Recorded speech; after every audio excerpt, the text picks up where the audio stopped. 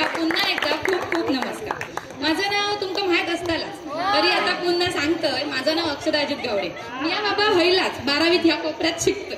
आता तुमका जत्रा चुकलीच वाटतात, तरी मग माझ्या मनात विचारिलो, म्हटलं एकदा जत्रेबद्दल काहीतरी बोलायला म्हणून मी माझी कविता आता जत्रेवरती प्रस्तुत करते. माझ्या कवितेचं नाव जत्रा. जत्रा म्हटलीच काय कसा एकदम अंगात तरतरी येता. जत्रा म्हटलीच काय कसा एकदम अंगात तरतरी येता. कितके सण केले तरी जत्रेतच खरा मन रमता.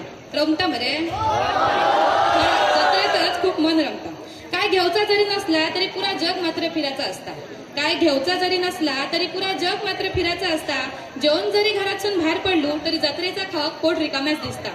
आठवता मग गिरोबाच्या जत्रेची गोबी मंचुरियन. जत्रेचा खाक पोट रिकाम्याच दिसता. पाया पडक देवाच्या त्या पुऱ्या रांगेत तात्काळत रवाचं लागता.